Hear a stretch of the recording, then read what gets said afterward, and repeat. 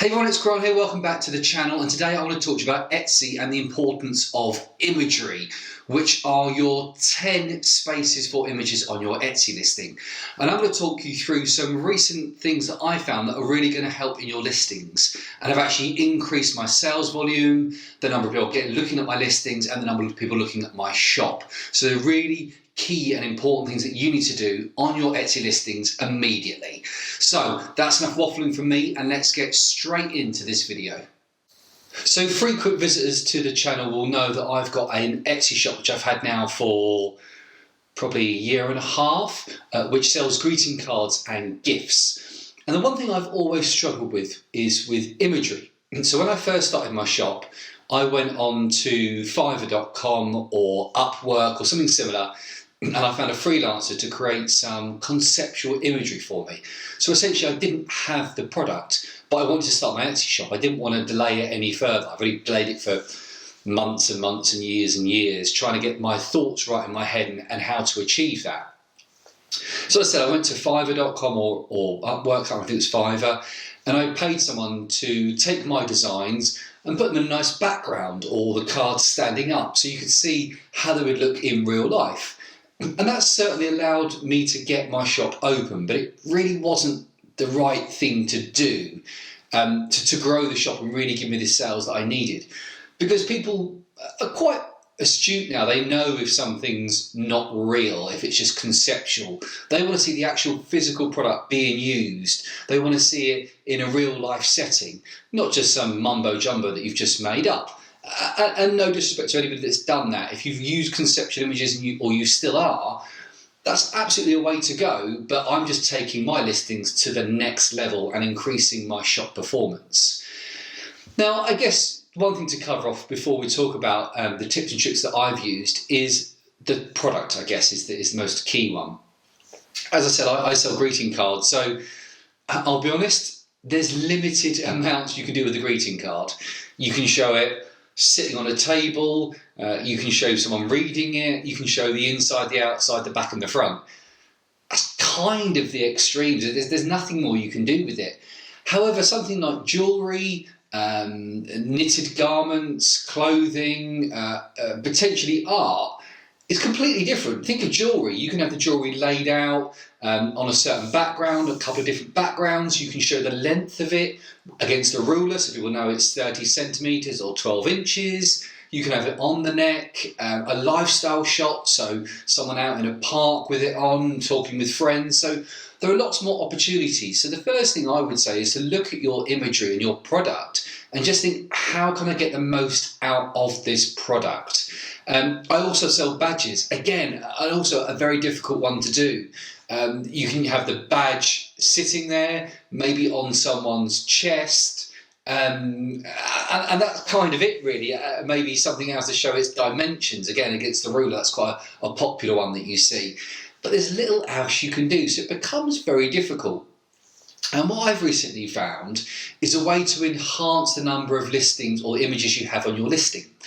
Now, if you use any SEO or optimization software like eRank or Marmalade, I'm going to get that word out, Marmalade, then what you will see is that one of your points for reference and to increase your exposure and optimization always comes up as images. So a lot of my products sort of 4 or 6 weeks ago, ordered that warning on Marmalade about saying that you haven't got enough images. You need at least 7, I think they say.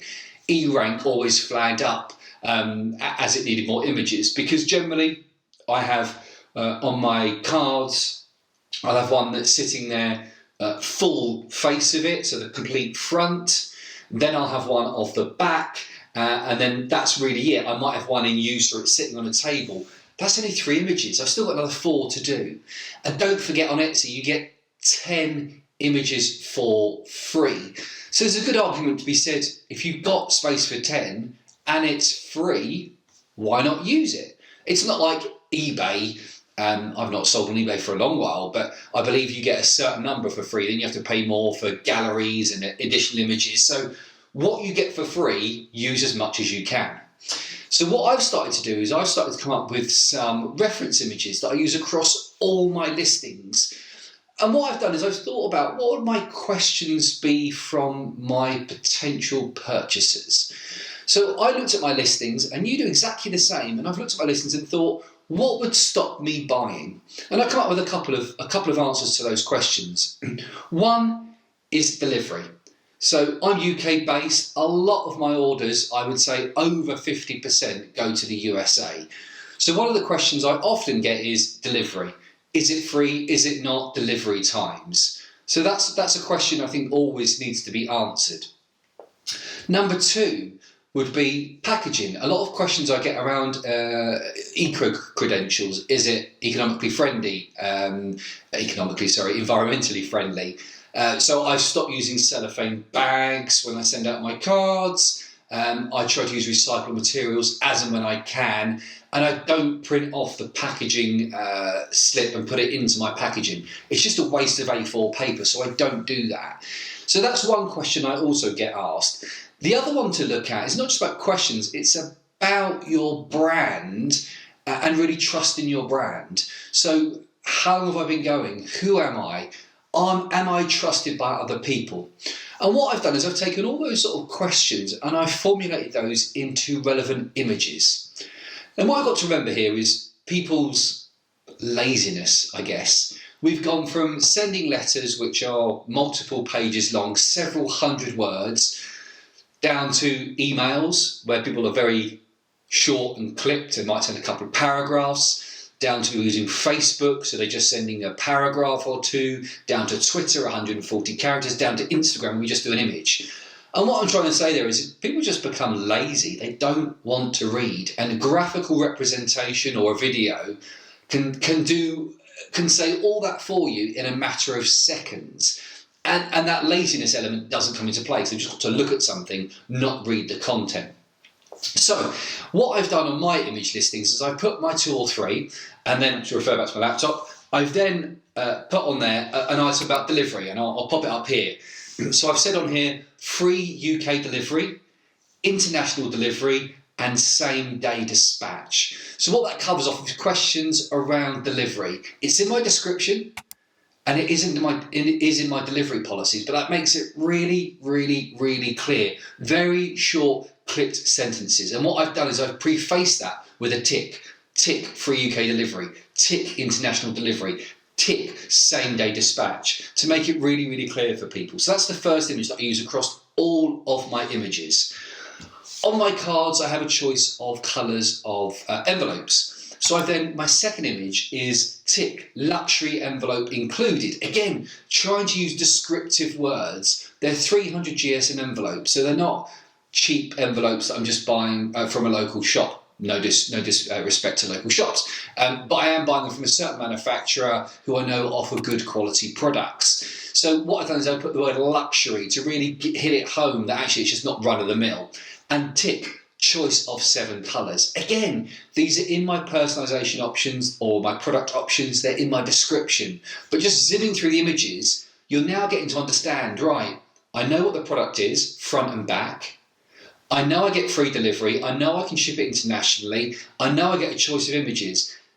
And that's probably taken you 4 or 5 seconds to convey all that information.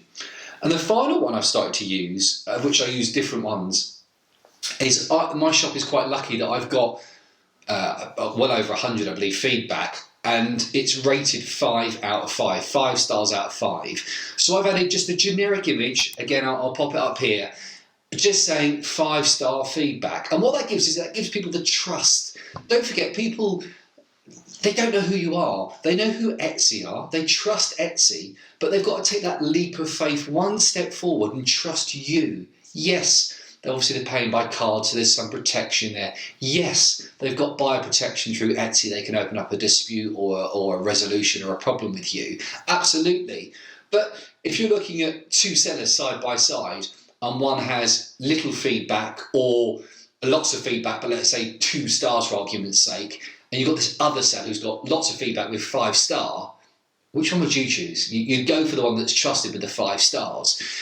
So adding these additional images really has made a difference. I've seen traffic to my listings go up by 13% in a month. 13%, which frankly for an hour's work, it took me about 45 to 50 minutes to create the images. So about an hour's work there or thereabouts. And so honestly, the longest part was going to each individual listing and updating the listing with the relevant images. That took the longest. I'm still only up to 7 images, but what that's done is that's flagged with Marmalade, or Marmalade, or whatever they're called. It's flagged with E-rank, and it's told them now, so when I go into my dashboard, I've not got a big warning saying you need to add more images. But again, the most important part of this is look at your imagery. What questions would sellers have? Add an image. You could even put in there, extend what I've done around delivery and even put time frames. I've seen that on some other listings. So people have an image saying UK delivery or wherever you're based, 2 days, USA 7 days, rest of the world 12 days. You can even put an image up relevant to an event. So I'm recording this on Easter weekend, Easter Sunday. So you could put an image up there about to order before Easter, please place your order before Thursday or whatever that date is. Yes, obviously you can use your shop banner, but you could reinforce that on each product listing, because if a user or a potential customer comes into your product listing, they won't necessarily see your shop banner. But obviously just bear in mind, if you're adding it on each listing and it's an event, you've got to change that every single event. So that could be time consuming. As I said, my personal opinion is show you the images. I would create 3 or 4 images that you can use across all your listings. Make sure that a couple answer your most frequently asked question, and then maybe a couple around your brand or why people should trust you. And that will certainly, I can almost guarantee you, give you an uplift in traffic to your shop, and then additionally increase your conversion rate, because the questions that people had in their mind that they didn't vocalize to you and they didn't send to you, they didn't message you, you've answered for them in a pictorial way. So that's my top tip for images. So thank you very much for watching. Please subscribe to the channel, hit the bell notification icons, like this video and comments down below, and I'll try to reply to as many as I can. I will see you again for the next video. Thank you once again for watching.